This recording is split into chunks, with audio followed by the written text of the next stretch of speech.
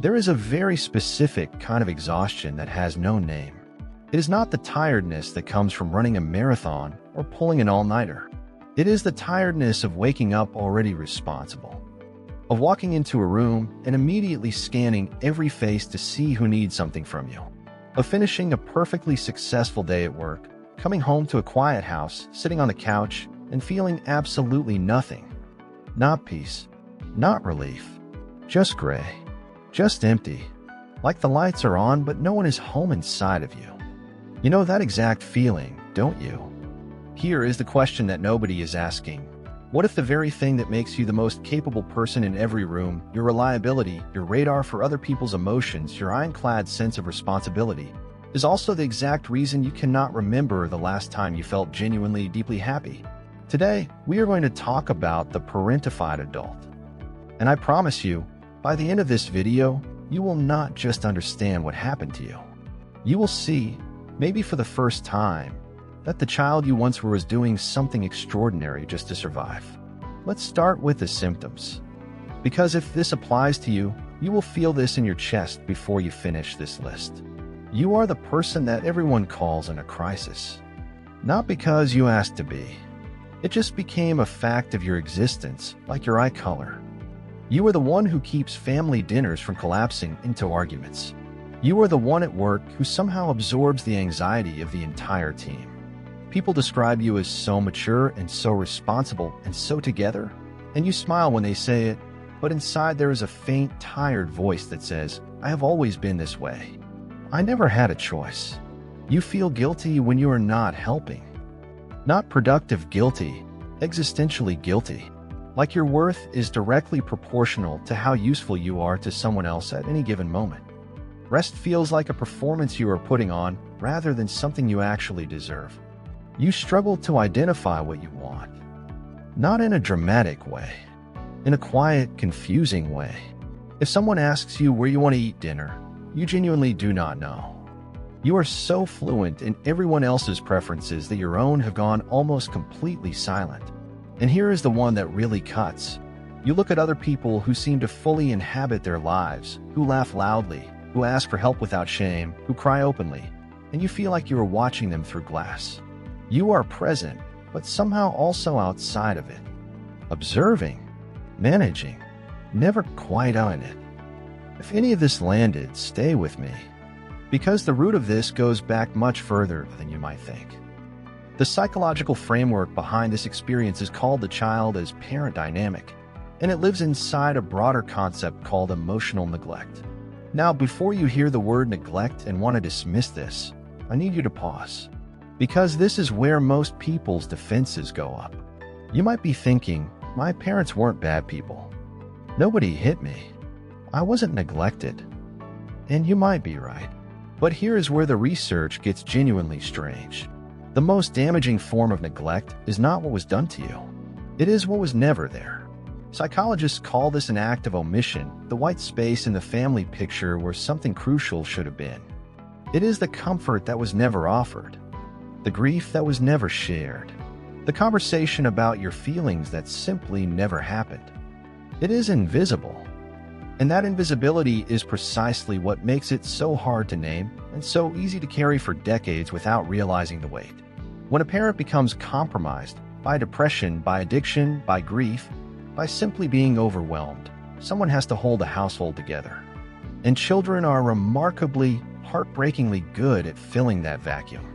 The youngest of minds will unconsciously take on the emotional labor of keeping peace, monitoring moods, and suppressing their own needs, not because anyone forced them to, but because love and survival got tangled together very early. Think of it this way. Every child comes into the world with an internal thermostat. That thermostat is meant to be calibrated by a secure, present caregiver, someone who helps you learn to regulate your own emotions, someone who shows you that your feelings are safe, that needing things is normal, that the world will not fall apart if you are sad or scared or hungry. But if that caregiver is the one whose temperature you have to manage, your thermostat stops being yours. It gets rewired to read the room, to sense the tension before anyone speaks, to know from the sound of footsteps in the hallway whether tonight is going to be a calm night or a hard one. You become the household's climate control system before you even know what that means. And here is the part that is genuinely remarkable. The part that deserves to be honored before we talk about the cost. That rewiring. It was genius. Neurobiologically, what happened to you was an extraordinary adaptation. You developed a nervous system that is extraordinarily attuned to other people. You became, quite literally, an expert in human emotional states before most children had learned long division. The empathy you carry is not soft or passive. It is surgical. You can walk into a meeting and read the power dynamics within seconds. You can hear the things someone is not saying underneath the thing they are saying. You can hold space for people in crisis in a way that most people spend years in therapy learning to do. The independence you built, that is real. The competence you wear like a second skin, it was earned through actual difficulty. Clinical psychology has a framework called post-traumatic growth that acknowledges this, the idea that navigating early adversity genuinely does accelerate certain kinds of emotional and intellectual development. The parentified child often grows into someone with a remarkable capacity for resilience, leadership, and depth. You were not broken by what happened to you. You were forged. That matters. And this is the pivot I need you to sit with. Because this is where the story gets honest, and I would be doing you a disservice if I skipped it. That same adaptation, the one that made you extraordinary, came with a cost that our culture almost never acknowledges. In fact, we celebrate the traits it produces so loudly that the person underneath them is never allowed to be seen at all. Here is the quiet devastation of being the household thermostat. When you spend your most formative years regulating the emotional climate of everyone around you, you never learn to feel your own temperature. You learn to suppress hunger to finish making dinner. You learn to suppress sadness because someone else's sadness was the crisis that needed managing. You learn, deep in your bones, a mandate that runs something like this. Do not have feelings. Do not show feelings. Do not need anything from anyone. That mandate does not disappear when you become an adult. It goes underground. It runs like a background process on a computer, silent, invisible, consuming enormous amounts of energy and quietly shaping every decision you make. This is why the parentified adult so often ends up in relationships, jobs, and friendships where they give far more than they receive and then feel confused by the resentment that slowly builds. This is why saying no feels physically dangerous, like something terrible will happen if you stop being useful. This is why, when someone asks how you are doing and actually means it, something locks up in your throat. Psychologists have a name for the defense mechanism that often develops here. They call it counterdependence. It looks like fierce independence. It sounds like, I don't need anyone. But underneath it, there is a terrified child who learns so early that needing things leads to abandonment or burden that they simply stopped allowing themselves to need things at all. The independence is real, but it is also a wall. And here is the cultural layer that makes this even more insidious. We live in a society that has built a myth around this. The toughness myth. The idea that the child who grew up fast, who handled hard things, who needed no one, that child is a hero. We turn their suffering into a resume line. We call it character building. And in doing so, we silence the very grief that was never allowed to be processed in the first place. So where does that leave you? This is the part one want you to hear most carefully. Because healing from parentification is not about becoming soft. It is not about dismantling the remarkable capacities you built. It is about expanding. Right now, you likely live in a very small emotional territory. You are supremely comfortable in the space of being needed, being useful, being competent. But the full landscape of being a human being, part where you receive care, where you sit in your own feelings without immediately trying to solve them, where you exist without a function, that territory is largely unmapped for you.